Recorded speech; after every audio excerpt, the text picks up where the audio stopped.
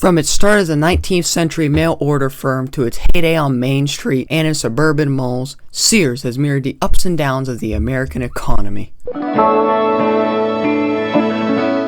In 1886, Richard W. Sears founded the R.W. Sears Watch Company in Minneapolis, Minnesota to sell watches by mail order. He relocated his business to Chicago in 1887, hired Alva C. Roebuck to repair watches, and establish a mail-order business for watches and jewelry. The company's first catalog was offered that same year. In 1889, Sears sold his business for $100,000, $3.3 million today. A few years later, founded another mail-order operation called Sears Roebuck & Co. In 1895, Julius Rosenwald, a wealthy clothing manufacturer, bought out Roebuck's interests and reorganized the mail-order business. Sears, meanwhile, wrote the company's soon-to-be famous catalog. The company grew phenomenally by selling a range of merchandise at low prices to farms and villages that had no other convenient access to retail outlets. The initiation of royal-free deliveries and of parcel posts by U.S. Postal Service enabled Sears to send its merchandise to even the most isolated customer. Rosenwald succeeded Sears as president of the company in 1909. In 1924, General Robert E. Wood joined the company and became its guiding genius for the next 30 years. He then opened the first Sears retail store in Chicago in 1925, and the number of stores increased so rapidly that by 1931, retail sales had topped mail order sales. The company flourished in the economy boom after World War II and was not seriously challenged as America's largest retailer until the 1980s, when the Kmart Corporation surpassed it in total sales.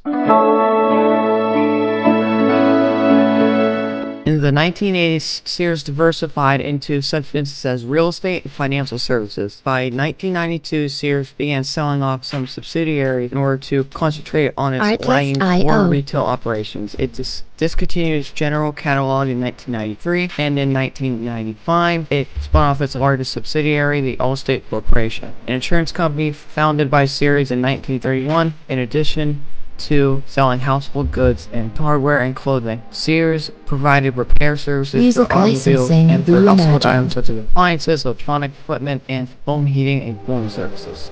In 2002, Sears purchased the retailer Land's End for nearly $2 billion. 3 years later, Sears was acquired by Kmart for $12 billion, and both became subsidiaries of the newly formed Sears Holdings Corporation, third largest retailer in the United States. Edward S. Lampert controlled nearly 40% of the corporation. Although Sears Holdings remained prosperous, sales at Kmart Sears continued. Lampert subsequently initiated a series of controversial moves, including buybacks of stock, which some insiders claimed weakened Sears Holdings by leaving it low on cash. In addition to the corporation began selling various assets, and in 2014, it spun off the Land's End division.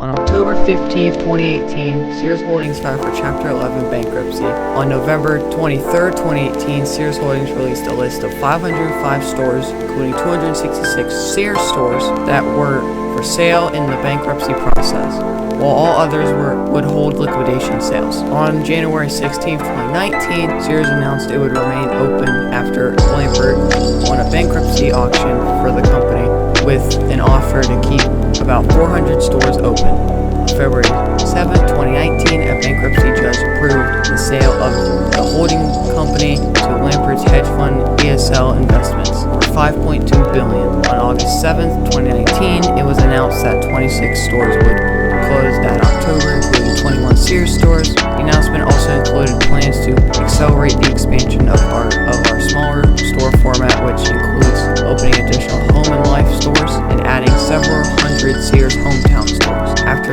Sears Hometown and Outlet transaction closed. On August 31st, 2019, management announced that Transform Co. would close an additional 92 stores, including 15 Sears stores by the end of 2019.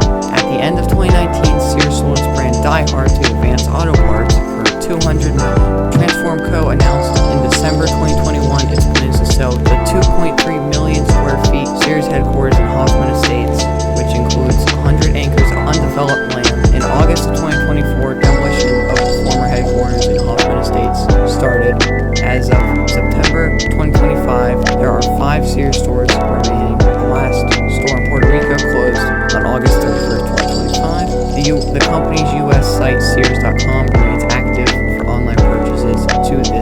I hope you guys enjoyed that video. This took me a very long time to edit, so I hope you guys enjoyed. And I'll see you guys next time. Goodbye.